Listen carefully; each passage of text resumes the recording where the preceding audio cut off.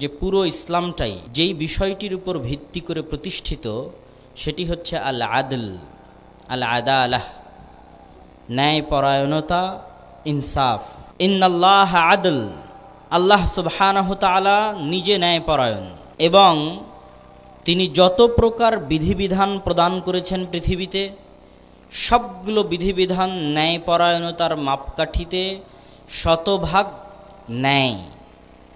যেমন শতভাগ সত্য ঠিক তেমন শতভাগ ন্যায়। সেটা সালাত, সিয়াম, হজ, জাকাত, যত বিধিবিধান আছে ইসলামের সেগুলোর সবচেয়ে বড় মৌলিক শর্ত হচ্ছে এগুলো বান্দার জন্য ন্যায়, অন্যায় নয়। আল্লাহ সুবহানাহু ওয়া তাআলা পবিত্র কোরআন মাজিদে বলেন, ওয়া উমিরতু লিআদিলা বাইনাকুম, আমি আল্লাহ সুবহানাহু ওয়া তাআলার পক্ষ থেকে আদিষ্ট হয়েছি তোমাদের মধ্যে ন্যায়পরায়ণতা প্রতিষ্ঠা করার জন্য।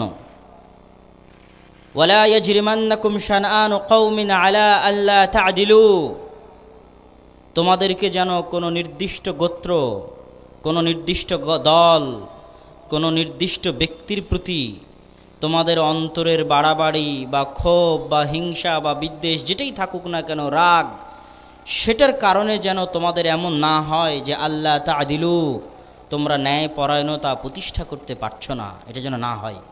বরং কি ই'দিলু, তোমরা পৃথিবীতে ন্যায়পরায়ণতা প্রতিষ্ঠা করো। হুয়া আকরাবু লিত-তাকওয়া, ন্যায়পরায়ণতা হচ্ছে তাকওয়ার সবচেয়ে নিকটবর্তী। আল্লাহ সুবহানাহু ওয়া তাআলা পবিত্র কোরআন মাজিদে বলেন, ইন্নাল্লাহা ইয়া'মুরুকুম আন তুআদ্দুল আমানাত, নিশ্চয় আল্লাহ সুবহানাহু ওয়া তাআলা তোমাদেরকে আদেশ করছেন, হে দুনিয়ার মানুষ, হে মুমিন এবং মুসলিম জাতি, আল্লাহ সুবহানাহু ওয়া তাআলা তোমাদেরকে আদেশ করছেন যে আন তুআদ্দুল আমানাত, তোমরা আমানাত পৌঁছে দাও, ইলা আহলিহা, যথোপযুক্ত সঠিক জায়গায়, যথাযোগ্য জায়গায়। এই যে যথাযোগ্য এবং যথোপযুক্ত জিনিসটার মধ্যেই লুকিয়ে আছে ন্যায়পরায়ণতা। কে কতটুকু সম্মান পাওয়ার হকদার, কে কতটুকু আমার কাছে অধিকার পাওয়ার হকদার, তাকে তার অধিকার, তার সম্মান, তার মর্যাদা অনুযায়ী ততটুকু দেওয়া, এটাই ন্যায়পরায়ণতা, এটাই আমানত পৌঁছে দেওয়া। যোগ্য ব্যক্তি, যোগ্য প্রতিষ্ঠান, যার যেমন যোগ্যতা সেই মাপে তাদের আমানত